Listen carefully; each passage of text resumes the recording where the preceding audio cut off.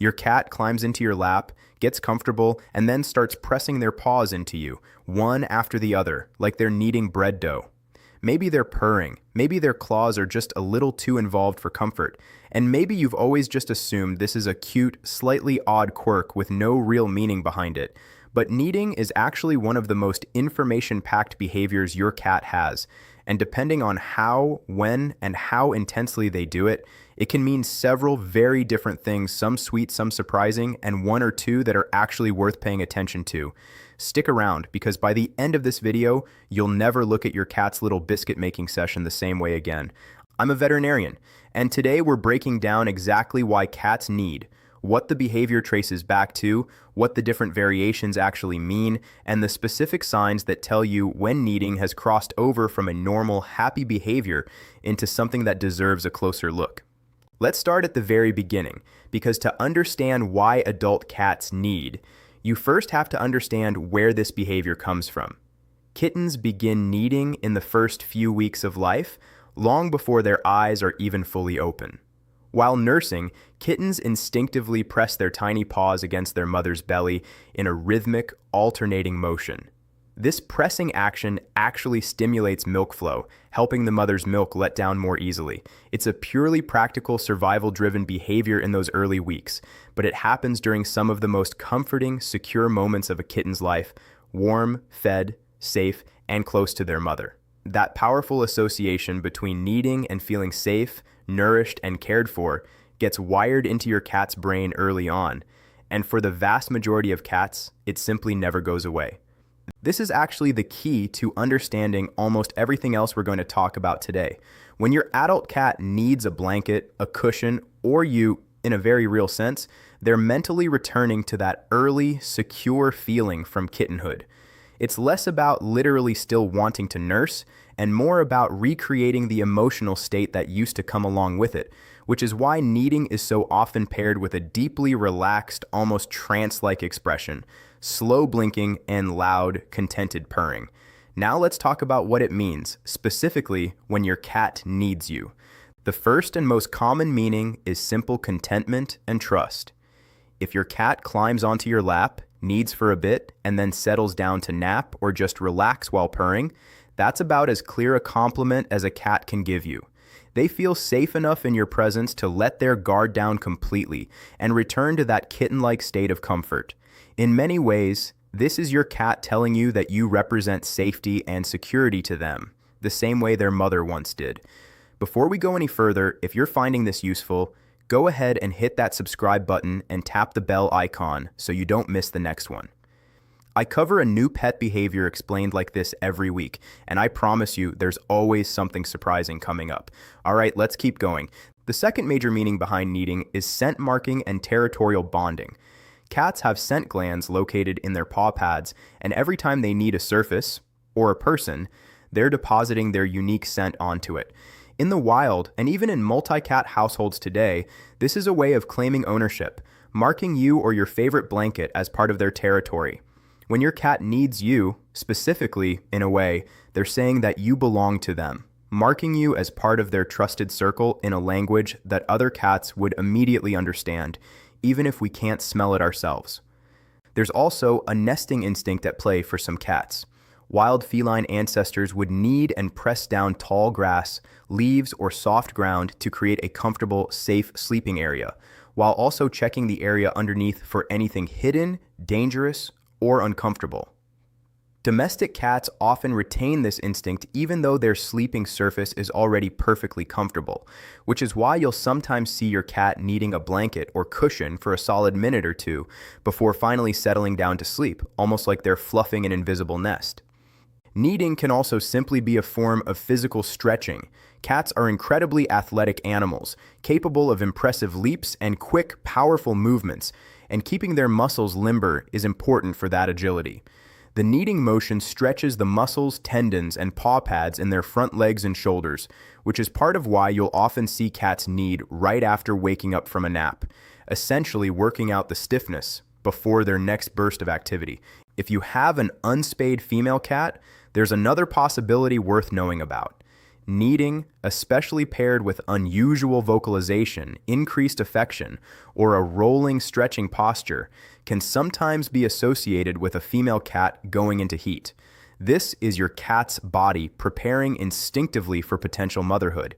And if you're noticing this pattern along with other signs of heat, it's worth having a conversation with your vet about spaying, both for behavioral reasons and for your cat's long-term health.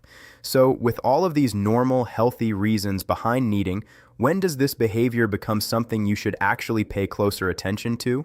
This is the part of the video I really want you to focus on, because while kneading is overwhelmingly a positive, healthy behavior, there are a few specific patterns that can signal something more.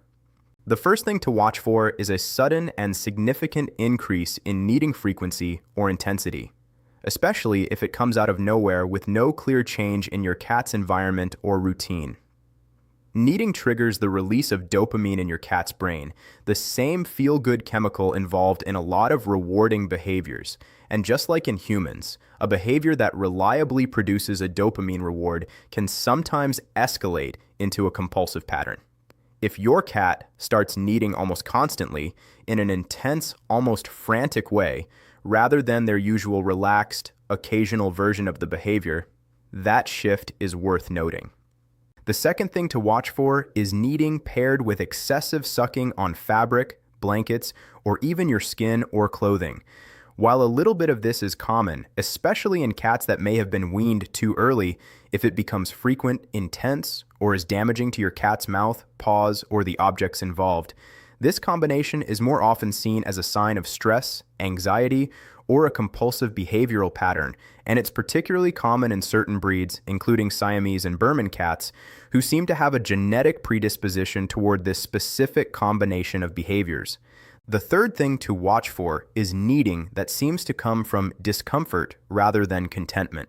Cats experiencing soreness from arthritis, an injury, or general muscle tension may need more as a way to stretch and relieve that discomfort, sometimes even using kneading almost like a self-directed massage.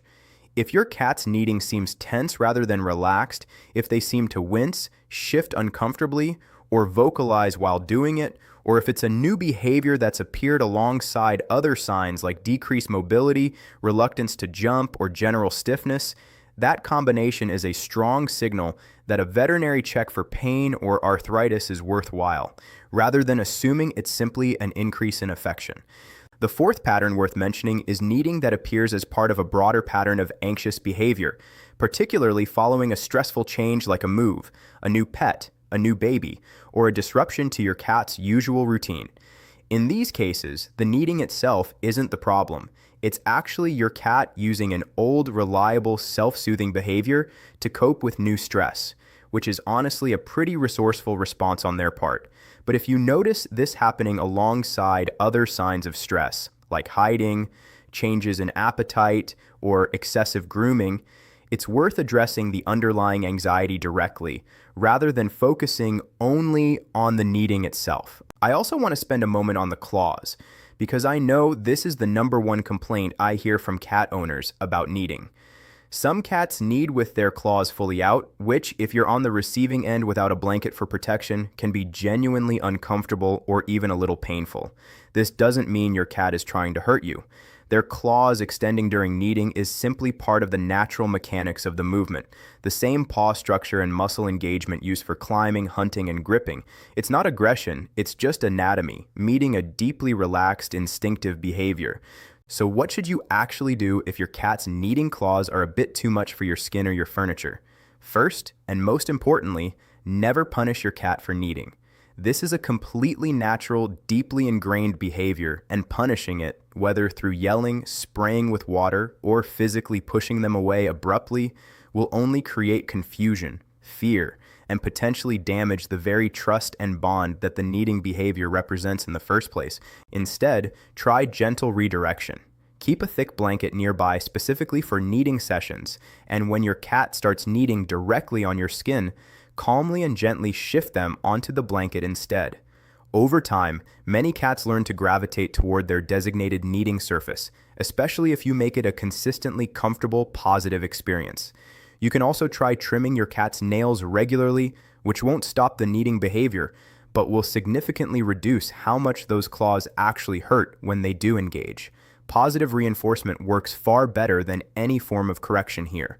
If your cat needs a blanket instead of your bare skin, or keeps their claws relatively retracted, a little praise, a gentle pet, or even a small treat afterward can help reinforce the version of the behavior that works better for both of you without ever discouraging the kneading itself. Let's also touch briefly on when it's time to loop in your veterinarian. If you notice a sudden, significant increase in kneading frequency or intensity with no clear cause, kneading that seems to come from discomfort rather than contentment, kneading paired with excessive fabric or skin sucking that's becoming compulsive or damaging, or kneading that's part of a broader pattern of new anxiety or stress-related behaviors, those are all good reasons to schedule a visit. We can help rule out pain, arthritis, or an underlying anxiety disorder. And in cases where a genuine behavioral or medical issue is identified, there are effective treatment options available, ranging from environmental changes and enrichment to, in some cases, calming supplements or vet-guided behavioral support. I also want to mention something that trips up a lot of cat owners, which is figuring out why one cat in the household needs constantly, while another cat, raised the exact same way, barely does it at all. Just like people, individual cats have their own personalities and comfort styles, and kneading is simply one of several ways cats express contentment and affection, not a universal requirement. Some cats show trust and bonding primarily through kneading, others through headbutting, slow blinking, or simply choosing to nap near you rather than on you. If your cat doesn't need much or at all, that doesn't mean they love you any less. It just means their particular way of showing it looks a little different, and that's completely normal. It's also worth understanding a bit more about how kneading connects to the broader category of behaviors cats use to communicate contentment and social bonding. Purring, slow blinking, headbutting, and kneading often show up together, especially during calm, affectionate moments. And researchers believe these behaviors likely evolved alongside each other as cats became more socially integrated with humans over thousands of years of domestication. This cluster of behaviors, sometimes called affiliative behaviors, essentially makes up your cat's toolkit for expressing safety, trust, and social connection. And kneading is one of the most physically involved and visible members of that toolkit. I also think it's worth addressing kneading in the context of other pets in the household because you might notice your cat kneading a dog, another cat, or even a stuffed animal, not just you or soft blankets. This is actually a really good sign of comfort and social bonding extending beyond just their relationship with you. If your cat curls up and needs a calm, tolerant dog they've bonded with, or another cat they share a close relationship with, it's the same underlying instinct being directed toward another trusted member of their social group, which for an indoor cat absolutely includes other pets they've grown attached to. Let's also talk briefly about age and how kneading tends to shift over a cat's lifetime. Kittens and young cats often knead frequently and enthusiastically, sometimes almost compulsively, as this behavior is still closely tied to their nursing instinct and general high energy levels. Adult cats tend to settle into whatever pattern reflects their individual personality, kneading during specific moments of relaxation rather than constantly throughout the day. Senior cats may need less often simply due to age-related stiffness or arthritis making the motion less comfortable, or in some cases may need more as a self-soothing behavior if they're experiencing anxiety related to sensory decline or cognitive changes that can come with aging. Understanding where your cat is in this general pattern can help you interpret whether a change in their kneading habits is simply part of a natural life stage or something worth mentioning at their next veterinary visit. One more helpful tip before we move into the recap. If you're ever unsure whether your cat's kneading falls into the completely normal range or something worth watching more closely, pay attention to the overall context rather than the kneading alone. A relaxed body, soft, half-closed eyes, gentle purring, and a calm environment almost always point to healthy, contented kneading. A tense body, wide or dilated pupils, frantic or unusually forceful movements, or kneading that happens during otherwise stressful situations are the combination of signs that shift this from an adorable quirk into something worth a closer look. Your cat's overall body language will almost always tell you more than the kneading behavior alone. It's genuinely fascinating that such a simple, repetitive paw motion can carry so many layered meanings at once, from an echo of infancy to a scent-based claim of territory, to a physical stretch, to a straightforward expression of trust. Very few animal behaviors pack quite this much information into something that, on the surface, just looks like a cat getting comfortable. I want to bring this back to where we started because I think it's genuinely a lovely thing to sit with. That rhythmic, paw-pressing motion your cat does in your lap isn't some random quirk with no meaning. It's a direct echo of one of the safest, most comforting experiences of their entire life. And when they choose to do it with you, specifically, they're extending that same sense of safety and trust to you. Even the surprising layers, the scent marking, the nesting instinct, the muscle stretching, all point to the same underlying truth, which is that your cat feels secure enough around you to fully engage every instinct they have without needing to stay guarded or alert. Let's do a quick recap so you can walk away with the key points. Kneading traces back to kittenhood nursing, where the motion stimulated milk flow during safe, comforting moments with their mother, which is why the behavior remains linked to feelings of contentment and security into adulthood. When your cat needs you, it can mean they feel deeply safe and trusting toward you, that they're scent marking you as part of their territory, that they're following an old nesting instinct, or simply that they're stretching their muscles after rest. In unspayed female cats, kneading can occasionally be linked to the heat cycle. Watch for warning signs like a sudden increase in intensity or frequency, kneading paired with excessive sucking, kneading that seems to stem from discomfort rather than relaxation, or kneading tied to a broader pattern of new anxiety, since these combinations are worth mentioning to your veterinarian. Never punish your cat for kneading and instead use gentle redirection, a designated blanket, regular nail trims, and positive reinforcement to make the behavior more comfortable for both of you. Your cat's kneading is one of the purest, most instinctive ways they have of telling you that you're safe, trusted, and important to them. So the next time those little paws start pressing into your lap, know that you're witnessing a genuine echo of your cat's earliest, most secure memories now redirected entirely toward you. If this video helped you understand your cat a little better, share it with another cat owner who's been on the receiving end of a few too many enthusiastic biscuit-making sessions. Drop a comment and tell me if your cat has a favorite kneading spot or blanket. I read every single one. And if you want more science-backed explanations of your cat's most curious behaviors, make sure you're subscribed with notifications turned on, because there's a lot more where this came from. I'll see you in the next video.